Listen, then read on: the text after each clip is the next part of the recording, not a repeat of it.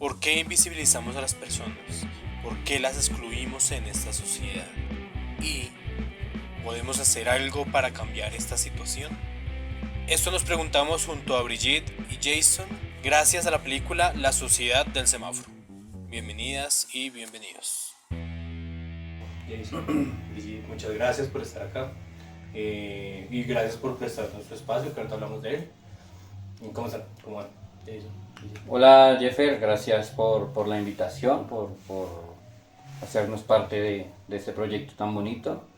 Y nada, pues emocionados de participar. ¿Cómo vas, Brigitte? Sí, bien, también, con mucha expectativa en cuanto a qué podemos aportar en relación a lo que sabemos, a tu podcast. Y pues bueno, que empiece. Empezamos. Para la película hoy escogimos La Sociedad del Semáforo, película del 2010 dirigida por Rubén Mendoza.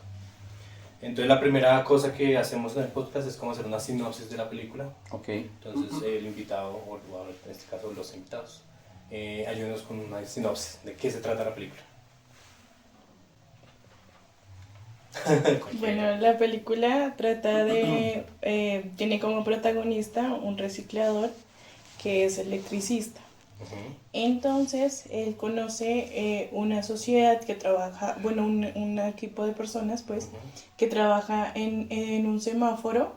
Entonces, su ideal es como usar esos recursos de saber electricidad para hacer que el semáforo tarde un montón más, que quede ahí en rojo, para que así se posibilite pues que esos artistas de la calle, esas personas que se rebuscan en ese semáforo tengan mucho más tiempo para poder adquirir pues lo que les alimenta y el sustento diario, pues. Entonces pasan una serie de sucesos infortunados. El periodista se involucra con pues de manera afectiva, esos lazos ya más que de amigos, de conocidos, más como una familia. Posteriormente pasa que hay un disturbio ahí en la calle y los llevan a, ¿qué es eso? ¿La URI? Como un CAI. Como un CAI, sí, un CAI. Una estación de policía. Una estación de policías los llevan. Luego los sueltan menos a ese amigo que él había hecho, ya que había establecido esos lazos afectivos, emocionales, y luego pues descubre que la policía lo mató. Aparece en una morgue, entonces ya la historia deja de ser él luchando por detener el semáforo más tiempo, sino él en relación al cuerpo del que está en la morgue. Entonces él va, rescata el cuerpo de la morgue, intenta llevarlo allá donde él encontró en algún momento que había sido su casa. Entonces ya la historia se traslada a esa relación. Y finalmente, pues él vuelve otra vez a ese semáforo y empiezan a hacer como actos de resistencia en ese espacio, en esa calle. Bien. Y ya finalmente, pues él y su equipo y su grupo de amigos, pues se roban un carro, se van y ya cada uno se distribuye y sigue su camino. Sí, digamos que esta película nos muestra un equipo de personas, como decías, que es la sociedad del semáforo. Muy diversa, ¿no? Tenemos a la que vende tintos, a la que vende flores, sí, a la que hace malabares. A la que hace malabares, a los que rapean. Los que como rapean. rap. Pero también, y yo no lo había percibido, la literatura, el poeta, el que va narrando la poesía en medio de la calle, ¿sí? Y digamos que eso en la cotidianidad no se ve, sino el que hace malabares y demás. Pero me pareció curioso que hubiese un poeta, o sea, que a través de la literatura ganara el dinero, sí. Jason, ¿por qué escoges esta película?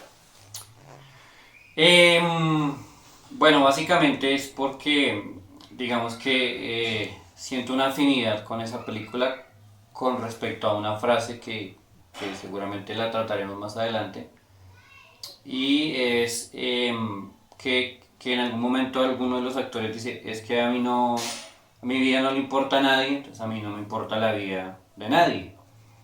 Entonces, que este proyecto del colectivo y de la biblioteca empezó justamente por eso, porque a los jóvenes de esta localidad la vida, o sea, no le importaba a nadie.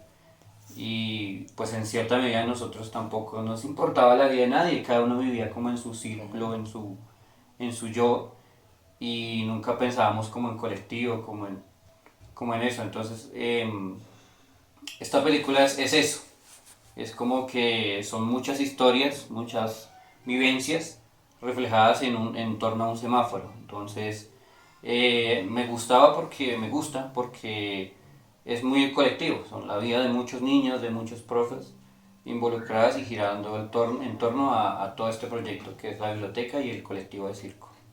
Bien, ya ahorita vamos a hablar más específicamente de los colectivos que tenemos acá.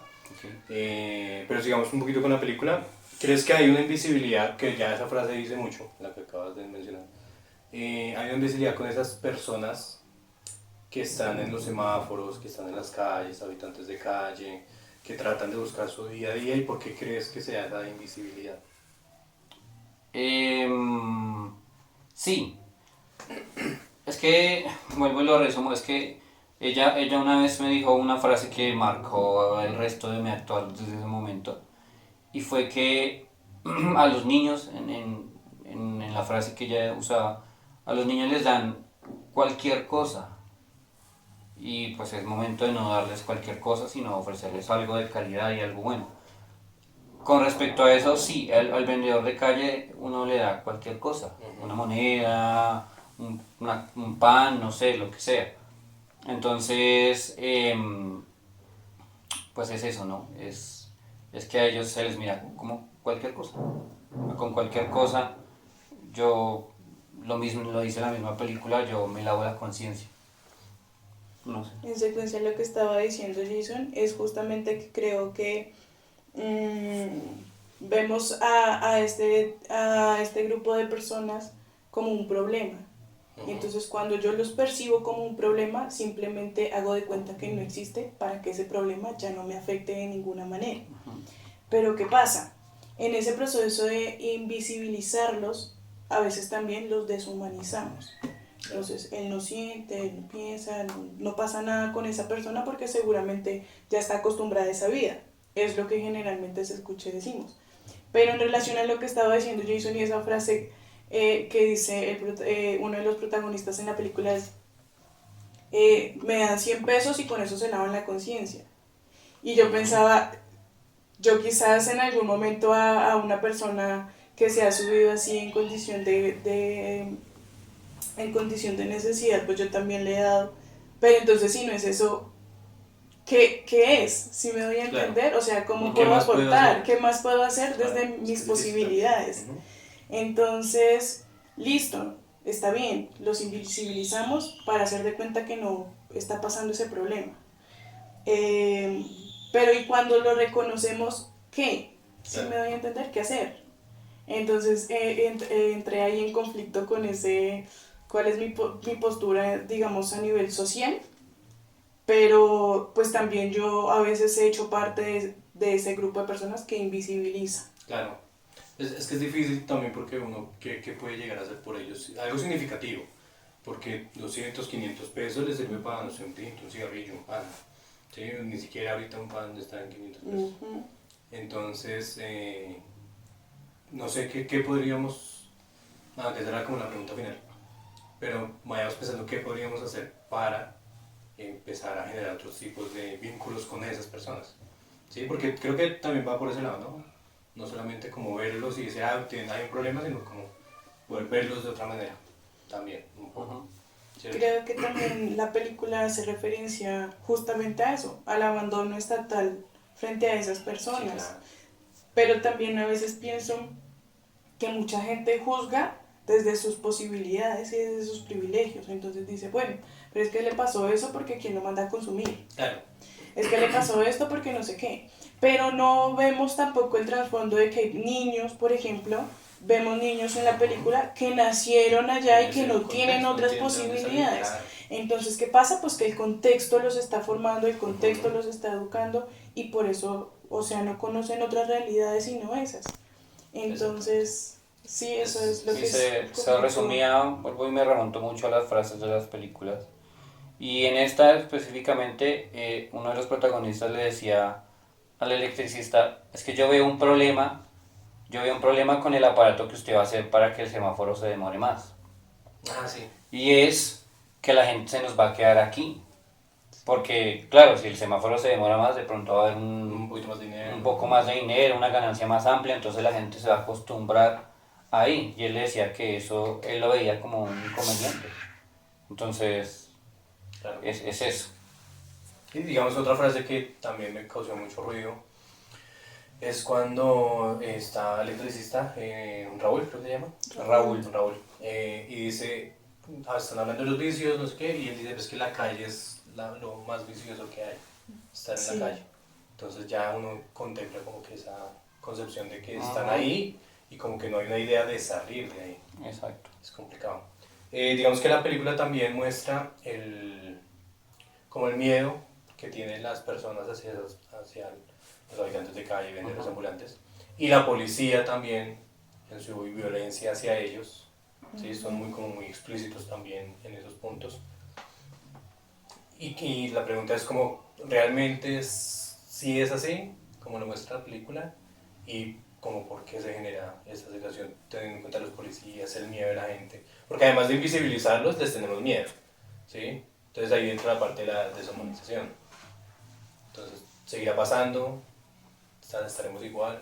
Yo creo que sí seguirá pasando, o sea, hasta que no haya algo que cambie esos imaginarios sociales, que eso es muy complicado que pase. Sí. Pues imagínate nomás, me atrevo a hablar de las comunidades LGBTI, cuánto tiempo han pasado y aún se siguen excluyendo, se siguen marginando, o sea, sí, aún ellos siguen en esa lucha de derechos, aunque ha pasado un montón de tiempo.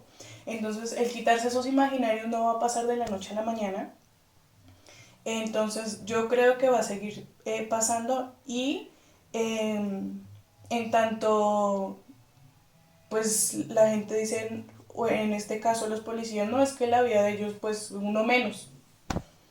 Entonces, es justamente eso, la vida de ellos no tiene un valor social porque la gente piensa que no le está atribuyendo a la sociedad.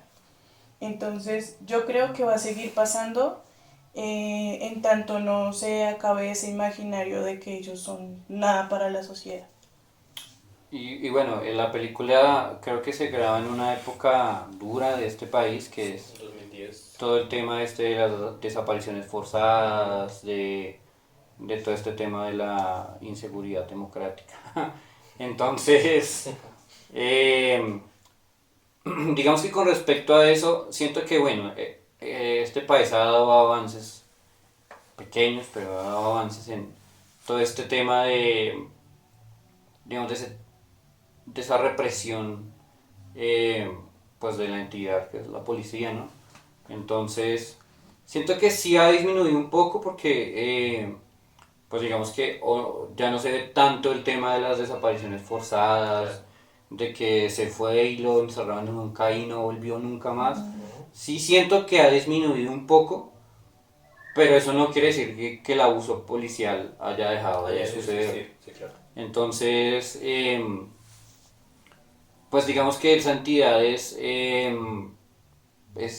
difícil porque, pues bueno, es la policía y es institución y es los que nos brindan seguridad y, y eso ha llevado a que la gente a veces también relacione que el actuar de ellos en ocasiones está bien. Entonces, no es que es lo que tú decías, es que es una persona que es un vicioso, que no le aporta nada a la gente, entonces está bien que la policía pase por encima y les enseñe que así no es. Entonces, sí, es un tema también, es un tema cultural pesadísimo y difícil, muy difícil. Sí ha disminuido un poco, pero es muy poco, o sea, siento que va a pasar muchísimo tiempo antes Sí, claro. hablando netamente de la entidad que es la policía, de que eso cambie.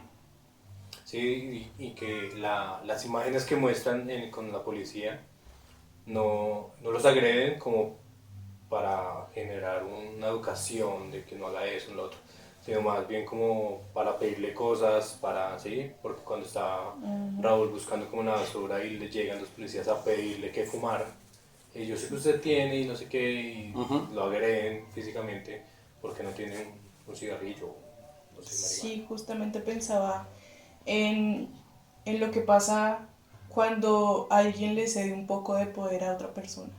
Sí, claro. Entonces, pues, ¿qué pasa? Que se siente obviamente superior a ese otro y puede pasar por encima del otro. Independientemente de las cosas, de las situaciones y demás. Pero también siento que, pues irónicamente, la policía también es corrupta y es humana, independientemente de que porte su uniforme. Y también comete sus errores y demás. Allá en esa escena estaba pensando justamente.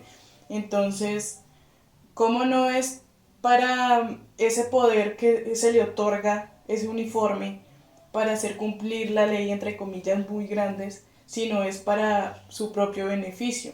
O el beneficio de unos pocos. O el beneficio de los pocos. Que son los que van en carro, los que están trabajando, los que Entonces, aportan al país. si yo como policía fumo marihuana y consumo droga, está bien, pero si lo hace él, no. ¿Sí me doy a entender? Entonces creo que esa lucha de poderes también pues permite que pasen este tipo de cosas y de situaciones. Claro. Sí, totalmente. Llegamos a un punto de la película donde es bastante denso, creo que es la escena del cine colombiano más, no sé cómo llamarla, dura, fuerte, sí, como a mí me rompió totalmente, Sí. y porque no se ve como una idea de que eso vaya a pasar, sí, o sea, como que no hay como un hilo hasta que llegue el punto y uno entiende ya después todo lo que ha pasado para que llegue ese momento, pero entonces uno no, como no lo vislumbra, ciertamente. Entonces, ¿qué sintieron específicamente cada uno de ustedes en esa escena del niño en el semáforo? Yo tengo que confesar que la película la había visto hace unos años atrás. En esa época, en ese momento, es que fue durísimo, fue muy duro porque yo era un poco más joven, más niño. Entonces, es que es duro porque bueno, digamos que los demás protagonistas son adultos y son gente que han tenido un montón de vivencias y que conocen otros contextos y demás. Pero en esa escena del niño, pues es que él no tenía nada más que no fuera la mamá y la calle. Entonces, digamos que en ese momento a mí me puso a pensar mucho de qué hubiese pasado si al niño se le brinda otra oportunidad.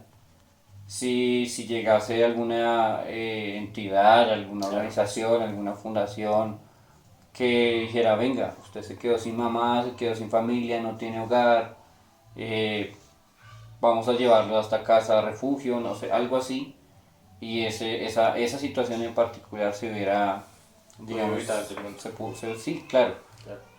Entonces sí me generó, obviamente choca uno y siente el dolor de ver un niño en ese estado, pero a mí me generó más rabia, es decir, es que esto pasa, no tan así, claro, pero pasa, hay niños que están aguantando hambre, que están en la calle, que los papás abusan de ellos, que las mamás permiten un montón de cosas.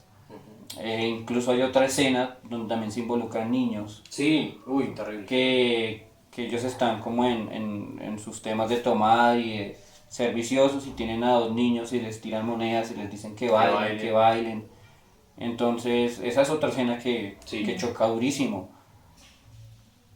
Entonces, sí, o sea, a mí me generó más, obviamente, como esa frustración de...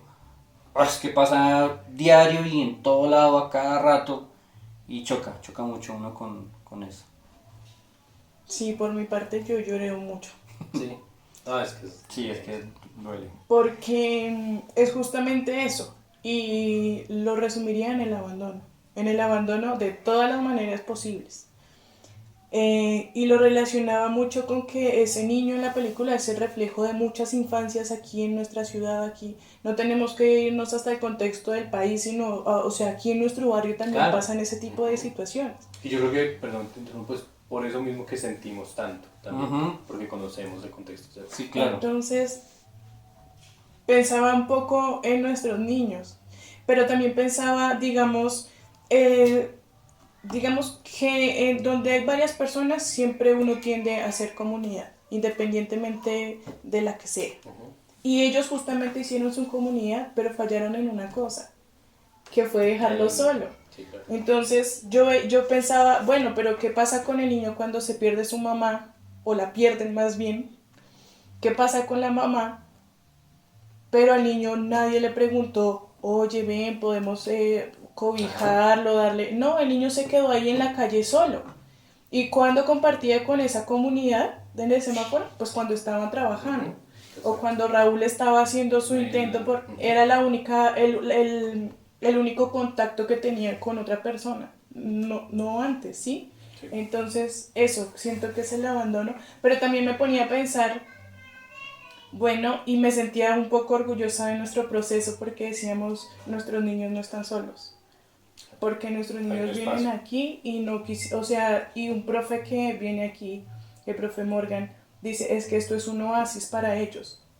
Y yo lo tengo así súper resonante en la cabeza, que este espacio es un oasis y esto no puede terminar independientemente de las situaciones que se nos vengan encima. No, creo que ese es el motivo por el que uno debe seguir y seguir y seguir y seguir y mantener este oasis, porque esos niños lo necesitan.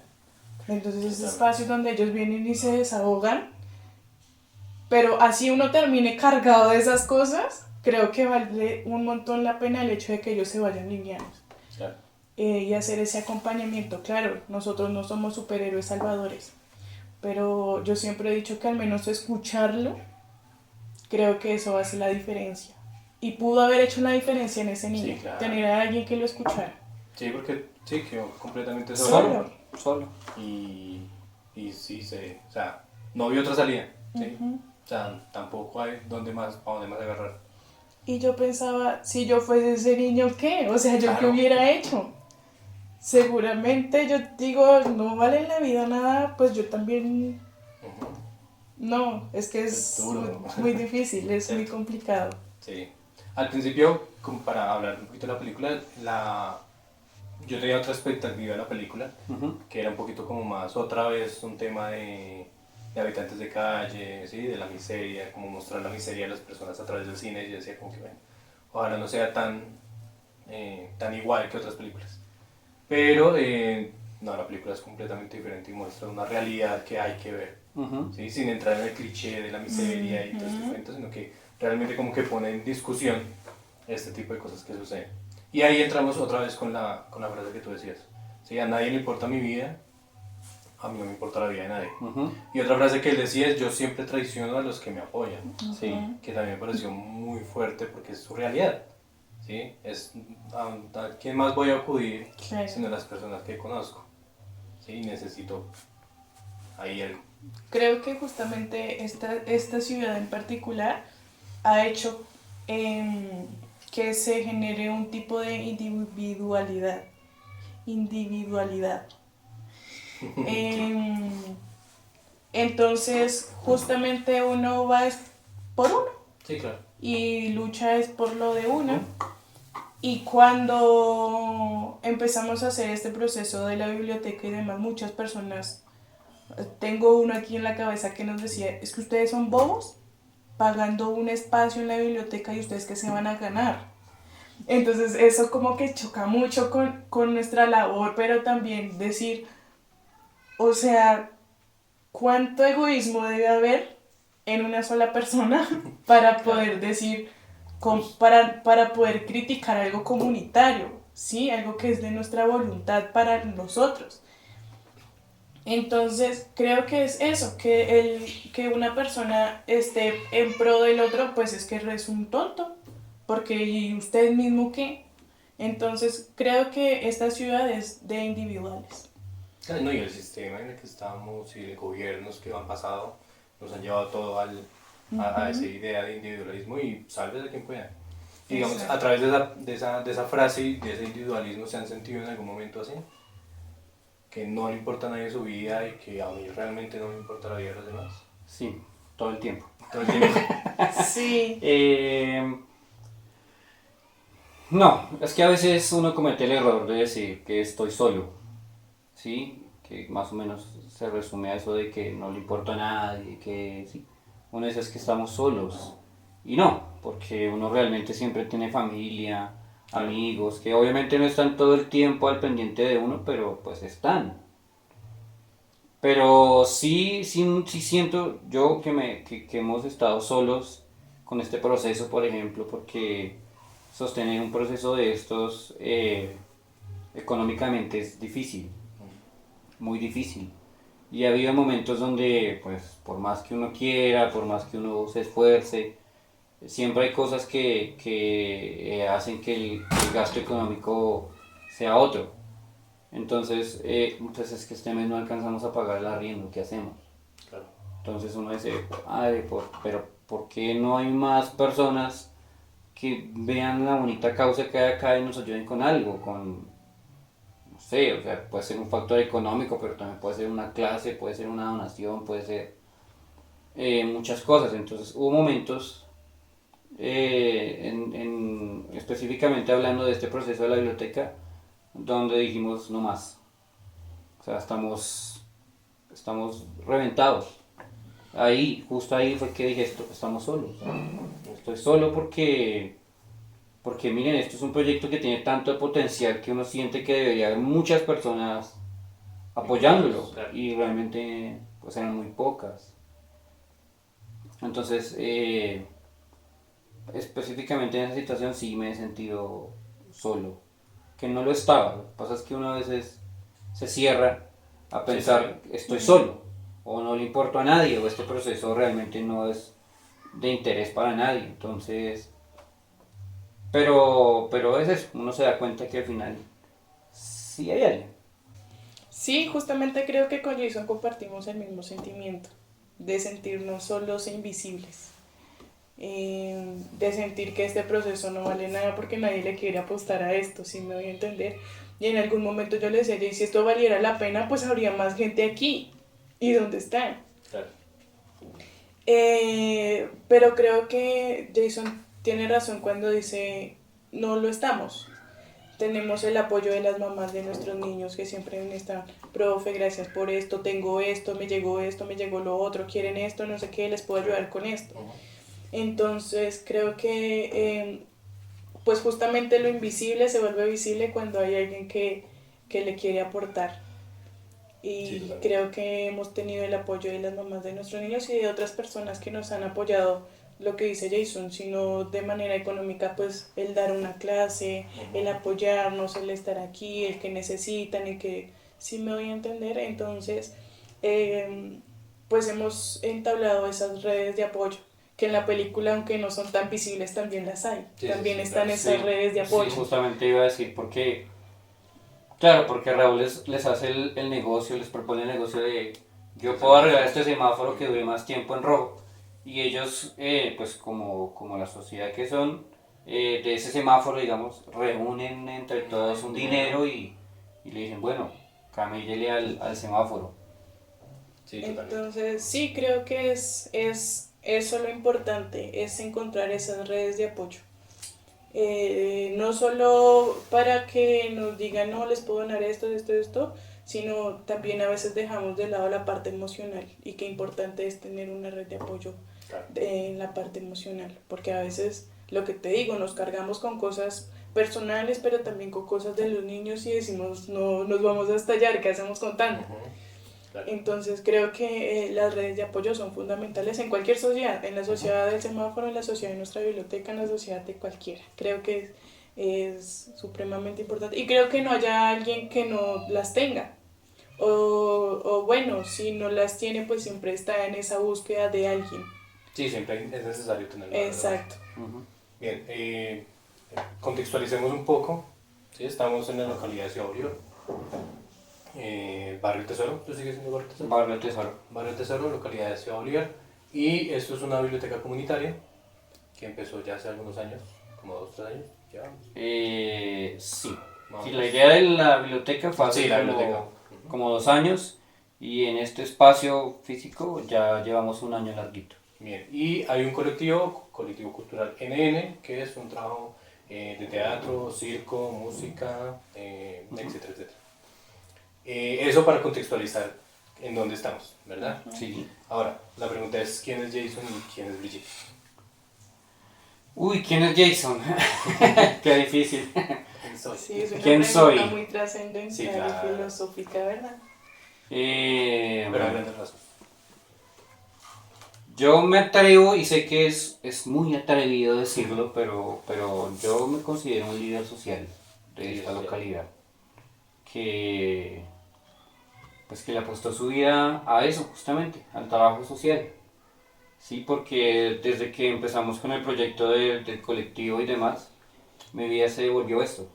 Y todos los esfuerzos que yo pueda hacer individualmente son en pro al colectivo, desde que aprenda cosas nuevas, desde que tenga un conocimiento teatral, musical avanzado, digámoslo.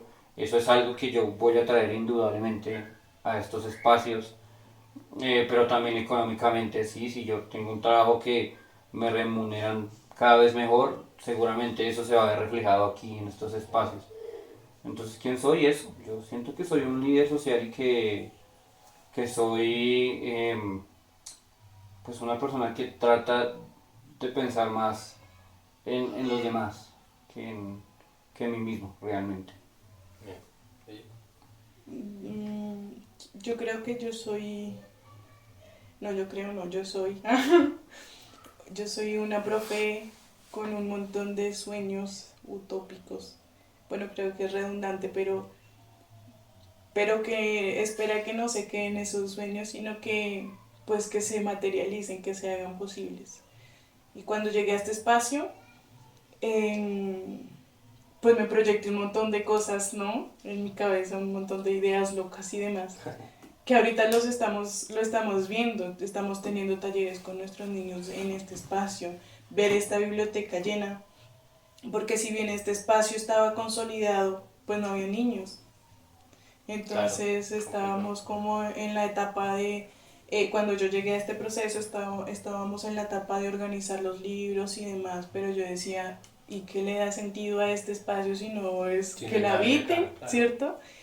Entonces creo que es eso, el soñarse y el pensarse en este espacio para los niños, para la comunidad y verlo materializado es un logro y tengo muchos sueños más que vendrán. Pero también siento que soy una profe que escucha, que está atenta, que vuelvo y digo que no soy una superhéroe y salvarlas Claro. y no me las sé todas, pero creo que el estar para ellos, el escucharlos, es algo que puedo decir con seguridad que sí, que soy una profe que escucha, que está ahí. Y a veces nos quedamos pensando de manera pedagógica, no, es que yo hago este taller y ya, pero es que los niños son más que un taller. Sí, claro. Los niños son emociones, los niños son un montón de sentimientos, de ideas, también de sueños. Entonces creo que eso soy, una profe que escucha Genial. y que sueña. Súper. Este espacio es la Biblioteca Comunitaria Los Nadie, Sí, ¿sí? Pero hay un colectivo cultural NN que fue el que inició, creo que todo, ¿cierto? sí. Entonces, ¿qué es el NN y cómo fue que nació NN? Muy brevemente sobre eso. Lo que decía al principio, ¿no? Esta película de la que estábamos hablando inicialmente, siento que me identificaba un montón porque justamente esto nace por ese tema de las desapariciones forzadas, de los falsos positivos, mal llamados falsos positivos. Este barrio se vio muy afectado con eso. Se llevaban los muchachos en el barrio Arabia, había una base militar. Okay. Y esa base era el puente entre estar aquí y estar en un potrero. Con uniforme y tal. Exacto. Entonces, esto nace como primero algo que soñamos para nosotros mismos. Entonces, pues yo no quiero prestar servicio militar, tampoco quiero ser carne y cañón para que me desaparezcan. Hagamos algo diferente. Empezamos con unos amigos hacer todo este tema de empecemos a hacer algo, hagamos algo, por dónde nos podemos ir, y después de experimentar un montón de cosas, decidimos que fue el circo lo que nos impulsaba a darle esa transformación a nuestras vidas, a nosotros primero, porque dijimos, pues, si queremos cambiar a los demás Sí, claro. poder ayudar a los demás, tenemos que empezar por nosotros. Entonces inició como un proyecto pequeño, donde pues empezamos con circo y con toda la vaina de arte, y después de estar entrenando en las canchas, en los parques, pues nos dimos cuenta que sí era muy llamativo para los demás jóvenes, porque los entrenamientos llegaba alguno que otro joven o niño, venga, pues, yo quiero aprender eso que ustedes están haciendo. Y bueno, pues dijimos, hágale, de una, esto es el propósito. Y fuimos creciendo en cuantía, fuimos adquiriendo más cositas.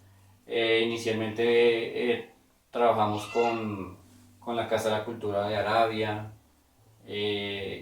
con un señor que queremos muchísimo, que es como el alma mater de esto, que él ya no está con nosotros, Jesús Torres. Él fue el que nos dio los primeros zancos y el que como que confió en el proceso y el que estuvo ahí como guiándonos, como diciendo, bueno, ustedes tienen muchas ideas, pero hay que aterrizarlas en un proyecto. Entonces, así fue que inició, y pues fuimos basándonos en proyectos de becas del distrito, y así fuimos adquiriendo una cosita, otra cosita, ya fuimos trayendo más juguetes de circo, fuimos buscando otros espacios, y después de un tiempo, ejecutando justamente una beca del distrito, encontramos un lugar que es la plazoleta del barrio Bogotá. Fue una coincidencia grandísima porque nuestro plan inicial era hacer las clases en unas canchas de fútbol. Sí. Pero justamente el primer día de clase llovió. Ok. Llovió muchísimo. Entonces uno de los niños que estaba ahí nos dijo, profe, es que allí arriba hay un espacio que tiene techo y ahí no nos mojamos. Y nosotros dijimos, pero techo, no conocíamos bien el territorio, y dijimos, no, pues que yo sepa no, pero vamos. Si usted dice que hay techo y que podemos seguir haciendo la clase, hagámosle. Y cuando llegamos, esto es una plazoleta, no sé, como concha acústica abandonada, la manejaba la Junta de Acción Comunal, pero pues son esos espacios que solo los miramos cuando los necesitamos, pero no... Cuando hay un bazar, algo Cuando así, hay un bazar, cuando toca así, una misa campal, no sé. Ajá. Pero el resto pues como que no se preocupaban en pintarlo, en arreglarlo. Claro. El espacio tiene una bodeguita chiquitica, entonces esa bodeguita estaba sin puertas, era para meter, echar basura. Cuando llegamos había harta habitabilidad de calle, Okay. y pues digamos que no está mal, pero digamos que no es el uso adecuado, porque si uno quiere llegar a hacer circo, hacer algo y pues ver heces, ver basura, ver, sí, entonces como que uno se desanimaba. Pero entonces cuando llegamos ahí dijimos, este es el espacio al que le vamos a apostar el resto de nuestros esfuerzos. Entonces ahí nos quedamos, ya llevamos aproximadamente 8 años. 8 años. 8 años haciendo circo ahí, y digamos que ese espacio es ya, no quiero decir nuestro porque Pero ya es un referente del colectivo. pues es un espacio público, ¿sí? Claro. Pero es un referente de nosotros, entonces se sabe que las clases de circo son ahí. ¿Y en qué momento nace esta biblioteca? Bueno, después de eso decidimos que pues también era bueno, digamos, estamos enseñando circo, estamos enseñando música, teatro, tenemos un montón de cosas interesantes, pero queremos más. Es que en esa época éramos muchas personas que teníamos ambiciones muy grandes y queríamos hacer algo más. Entonces una compañera que se llama Jamie, ella fue la que dijo, hagamos una biblioteca o montemos como un espacio de lectura. Ni siquiera lo pensamos como una biblioteca, fue como un espacio, Libros y así. un espacio de lectura, digamos. Fomentemos la lectura, al final de cada clase cojamos un librito y leámoslo y hablemos sobre ese libro con los niños, y entonces en ese ir y venir de buscar los libros, de, hey, venga, es que queremos hacer como un espacio de lectura para los niños y no sé qué, empezaron a llegar donaciones. Entonces la gente va, sí, si necesita libros, yo tengo un montón en mi casa, llévelos. Cuando ya notamos que eran un montón de libros que ya no nos cabían porque es que la bodega es pequeñita, dijimos, pues ya tenemos una base de libros interesante, deberíamos más bien montarnos una biblioteca. Entonces ahí fue que empezó el proyecto de la biblioteca. Eso fue ya cuando estábamos establecidos ahí en el barrio de Bogotá. Eso no fue hace tanto porque, pues como lo dije anteriormente, la biblioteca es, entre comillas, muy reciente. Y pues nada, otros compañeros fueron los que fueron impulsando como el proceso, como que hagámosle, como que sí, la biblioteca está bacana y eso.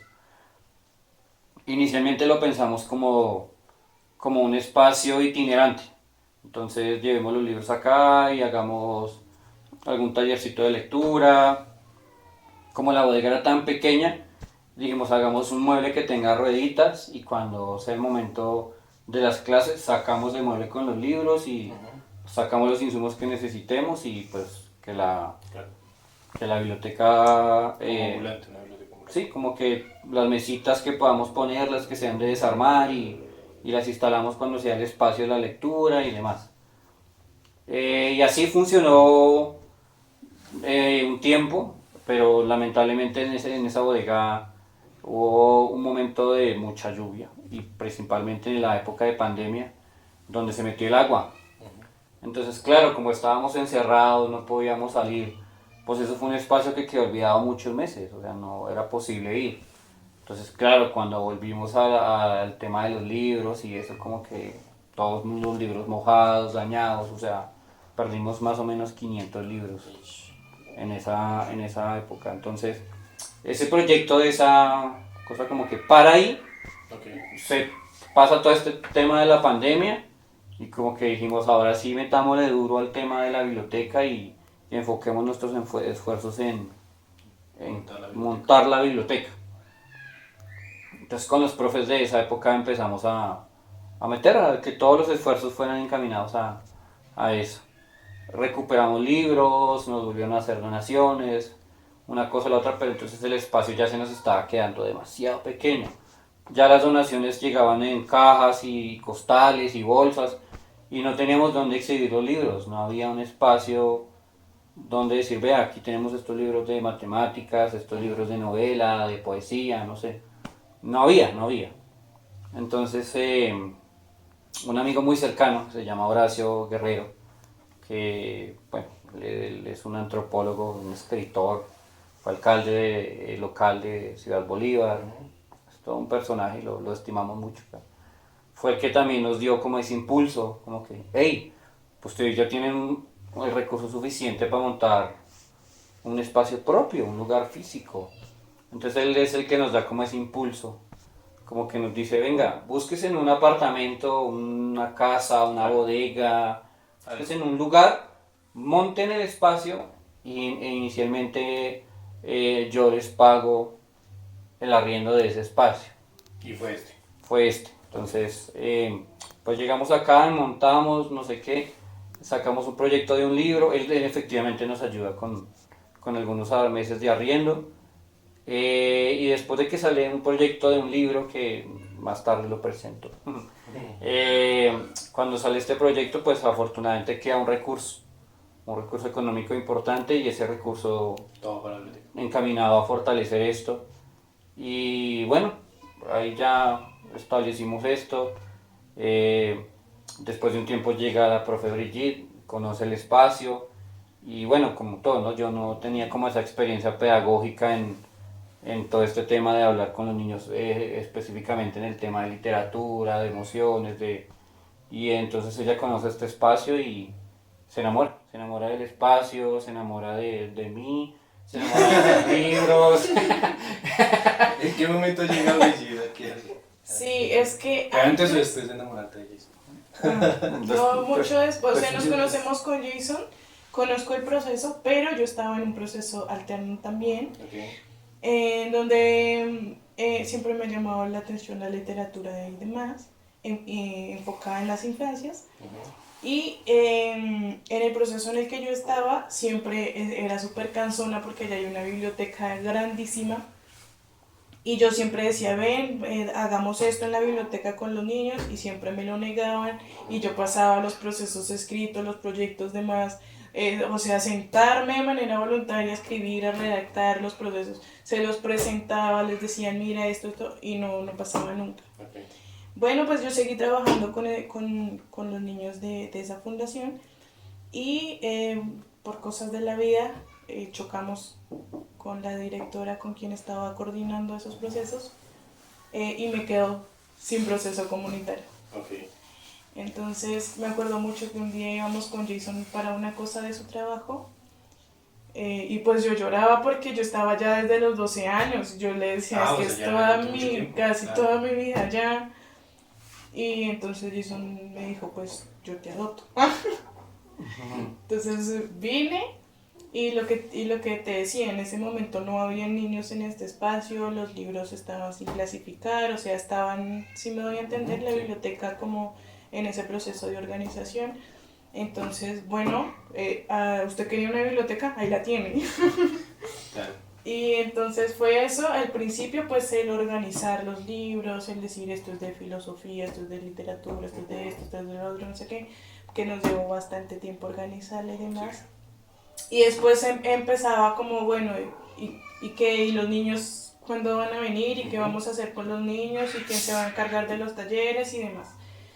Entonces, me acuerdo mucho que en una reunión del año pasado, habían varios integrantes del colectivo, y me dice Jamie justamente que, bueno, una de las que impulsa el proceso de la biblioteca, y me dice, bueno, vamos a decir que Brigida está encargada de coordinar la biblioteca.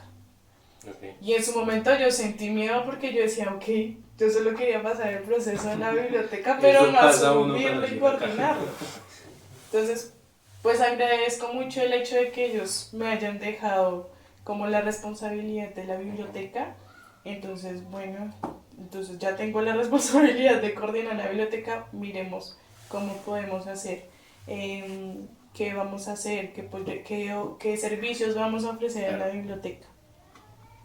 Entonces en su momento llegaban 5 niños al principio. ¿Y cómo han hecho precisamente para llamar la atención de los chicos? Porque es muy difícil hablar de literatura, claro, con los pelados cuando tienen un celular en las manos, cuando hay televisión, cuando hay calle, cuando hay abandono. Entonces, porque los primeros niños que venían ni siquiera miraban los libros, claro, miraban los juegos. Okay. Entonces, bueno, los juegos les llaman la atención. Al principio, lo que te decía, eran como 5 niños que siempre habían estado en el proceso de formación de circo en el colectivo y que venían aquí a este espacio. Después, una señora que tiene sus nietos, hijos y demás, que asistían al proyecto donde yo estaba, me dice, profe, ¿qué ha pasado contigo? Yo no te he vuelto a ver. Y yo le dije, no, es que ahora estoy en otro proceso. Entonces ella me trae esos niños aquí. Bien. Se los robamos ese proceso. Entonces tratamos. Sí, entonces ellos vienen aquí y ella es madre comunitaria.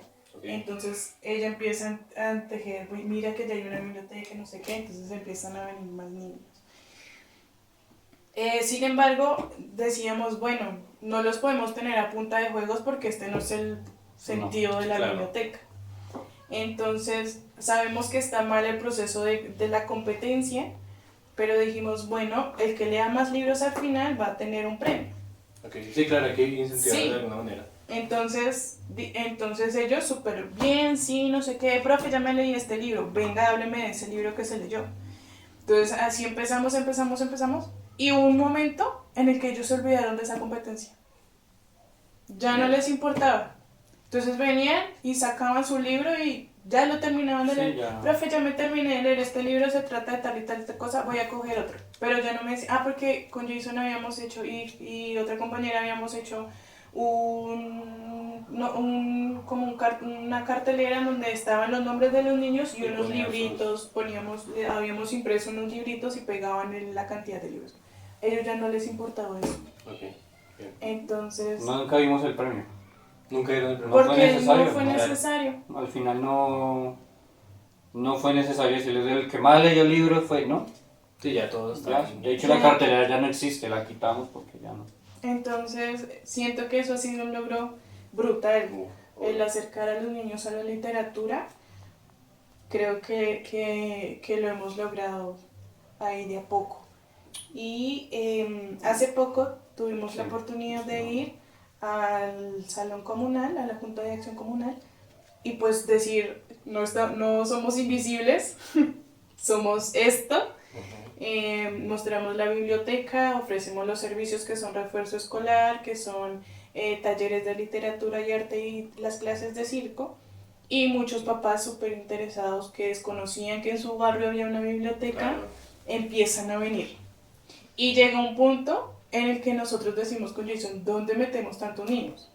Porque en este espacio donde al principio eran 5, que quedaban un montón de mesas desocupadas, ya no caben. Es que no caben. Entonces llega el punto en que Jay dice, no, pues toca sacar las mesas y buscar la manera de organizarnos. Entonces eso hemos hecho y así hemos fortalecido los procesos desde la biblioteca, y pues muchos niños quieren asumir también ese proceso de liderazgo y empoderarse de esto. Entonces decir, profe, yo quiero ser profe, yo quiero dar la clase, yo quiero dar un taller, yo quiero...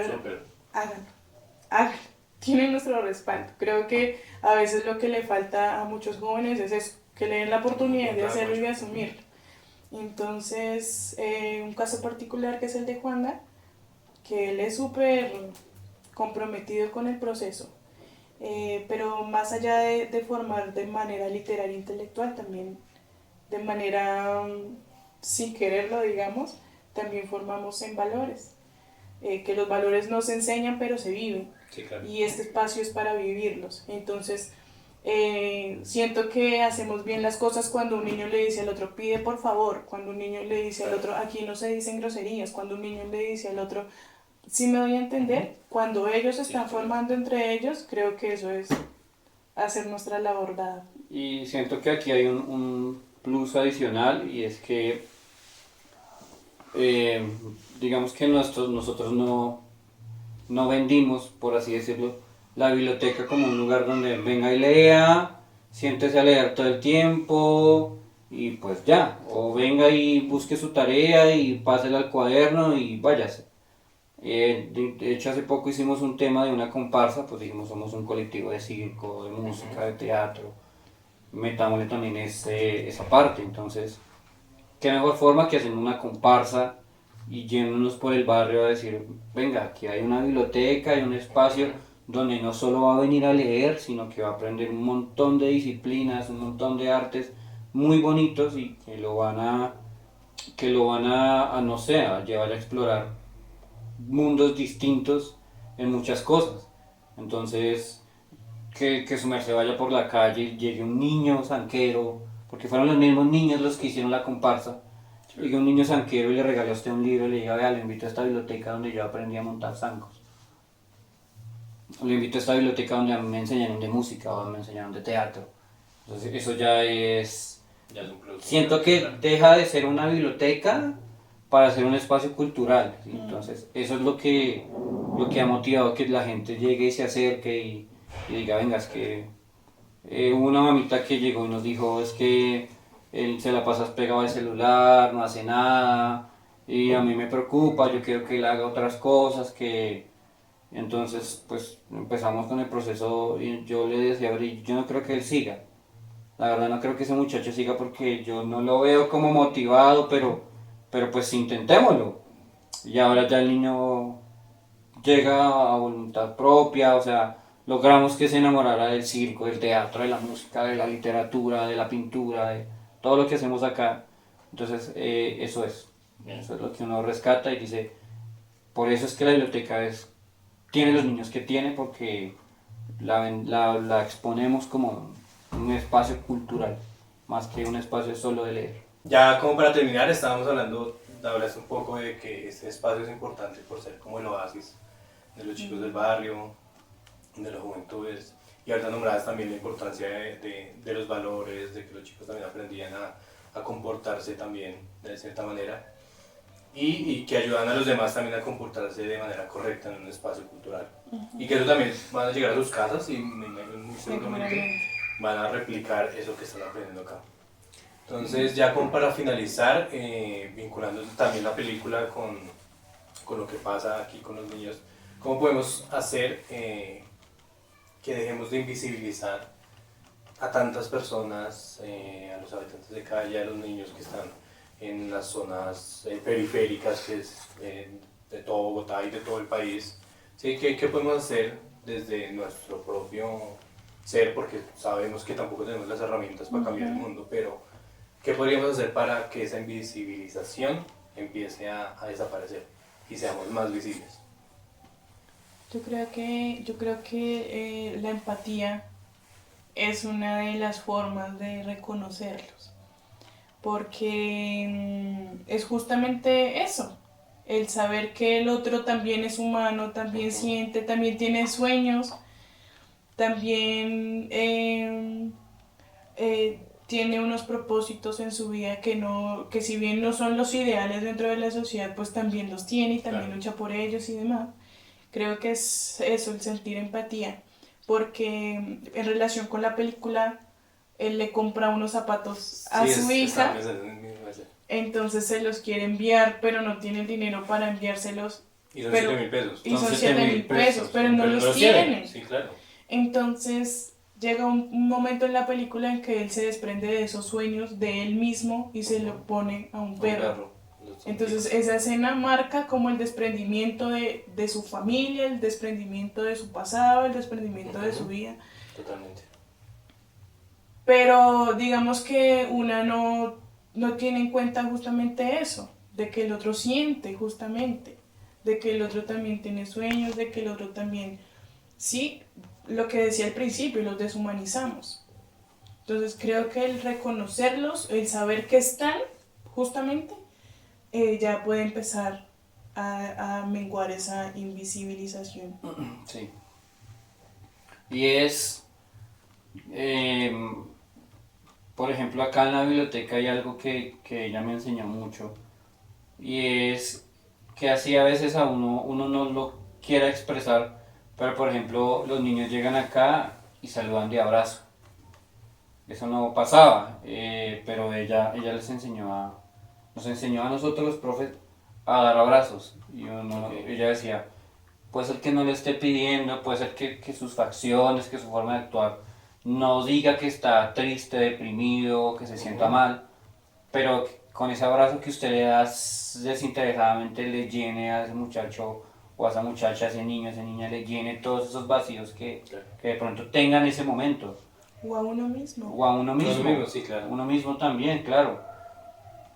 Entonces también siento eso, que esas pequeñas acciones funcionan, ¿sí? Entonces yo no estoy diciendo, venga, vamos a abrazar a todo el mundo en la calle, pero hey, escuchémonos. O sea, yo trabajo en una entidad pública y es que a veces la gente, uno no tiene la respuesta como funcionario público a todos los males de la gente, no, Claro. no los tiene. Y ojalá pudiera uno tenerlos, pero pues no se puede. Pero el simple hecho de escuchar a las personas ya las alivia. Entonces a veces llegan las personas, hey, es que vea, tengo esta situación, me quitaron, me robaron y no sé qué, y no he podido retirar el subsidio, y es que con ese subsidio tengo que alimentar a mi mamá, no sé, sí, historias terribles. Y uno dice, no, yo esa área no es la mía, pero su merced, venga, lo escucho y venga, lo trato de orientar. Yo siempre he sido así, no, su merced, soy honesto, no tengo en este momento la respuesta ni la forma de darle solución a su problema. Pero cuénteme qué hacemos y yo trato de orientarlo desde mi conocimiento, lo puedo dirigir a tal área o a tal funcionario. Claro. Y puede ser que de pronto no le den lo que está buscando, pero él se descarga, ¿sí? La persona y lo he notado muchísimo. Sí. La persona como que se descarga, como que alguien me escuchó, alguien trató de ayudarme, ya más o menos tengo un panorama de qué debo hacer, de qué no debo hacer. Entonces es eso también. Siento yo que una acción mínima es, primero, lo que dice ella, la empatía, y lo otro es ser amable. O sea, es que porque sean habitantes de calle, que porque estén en un bus vendiendo dulces, eso no lo hace ni más ni menos persona, como para que usted no lo salude o no le reciba o no le hable bien, ¿sí? Entonces, Y pasa en la cotidianidad, en los Transmilenios ellos se suben a saludar y nadie los saluda. nadie los Miran por saluda, la nadie ventana los como si mira. nadie, sin Sí, yo existiera nadie. sé que a veces soy honesto, a veces es cansón porque Claro, porque no es soy solo uno. uno, otro, Exacto. otro. Pero bueno, es de paciencia y usted también tiene sus vainas, usted va con sus cosas en la mente. No sé, voy tarde para el trabajo, hay un trancón, me van a regañar, no sé qué, usted va cargado. Pero pues eso no quiere decir que la persona que humildemente se sube a vender o que está reciclando ahí en la esquina en la basura sea la culpable de sus cosas. Entonces es eso, es ser amable, es simplemente escuchar. Hola, su merced, no, no, lamentablemente ahorita no llevo una moneda para comprarle, no puedo hacerlo, pero muchas gracias por ofrecerme el producto. O sea, es simplemente eso. Y yo sé que eso a las personas les llega. ¿No? Dice, bueno, no pudo, pero fue amable, no me dijo no. Y le volteó la mirada, ¿no? Sino escuchar y ser amable. También siento que es una acción mínima que a ninguno nos cuesta nada.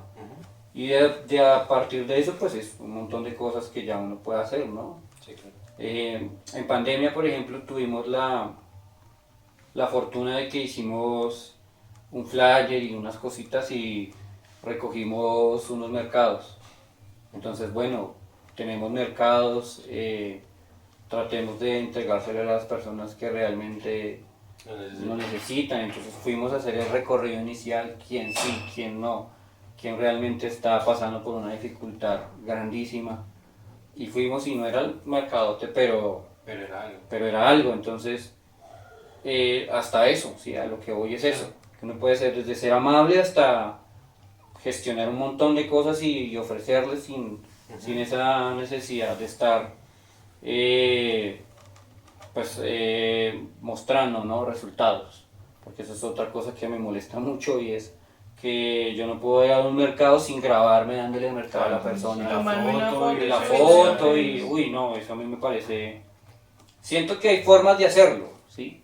Porque obviamente uno también a veces para las personas que le dan a uno las cosas, nosotros en diciembre nos dan juguetes, nos donan juguetes para los niños y eso. Pues la forma en que uno tiene de mostrarle a ellos que sí entregamos.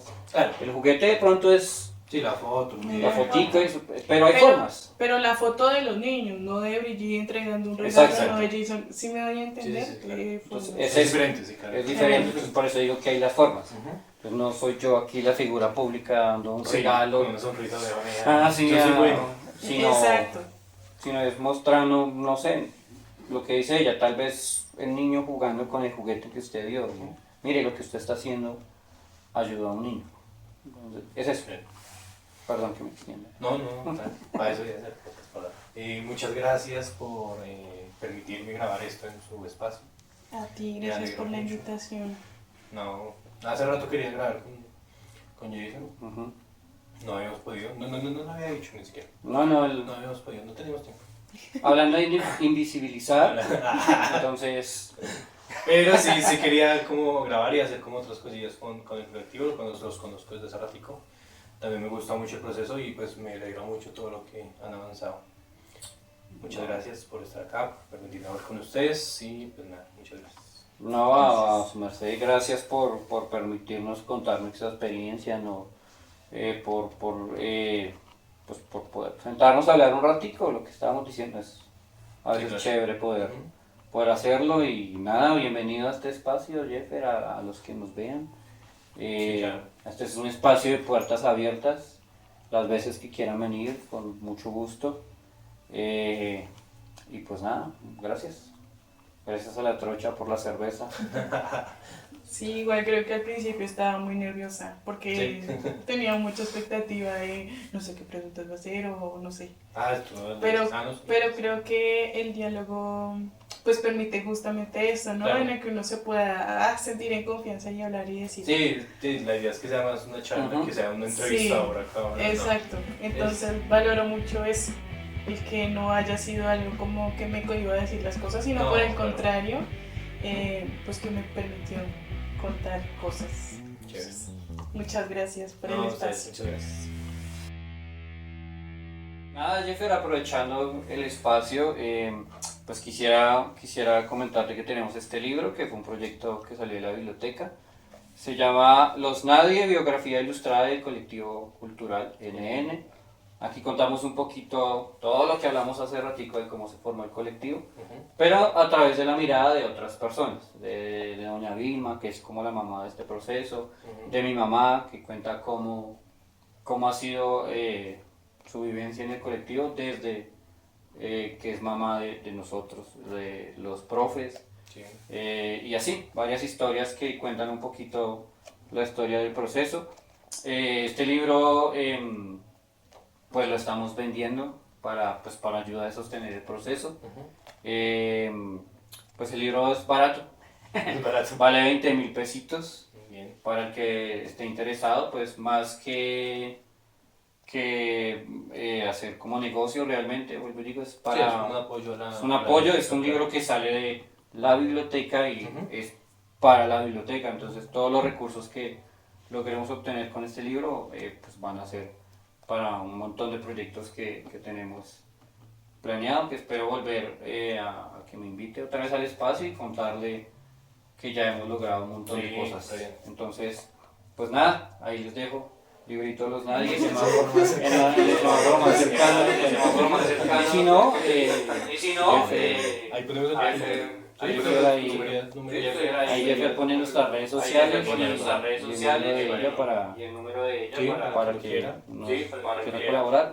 Igual también para donaciones de libros y literatura, obviamente estamos abiertos. Y eso es, muchísimas gracias. Muchas gracias a todos y a todos. Gracias.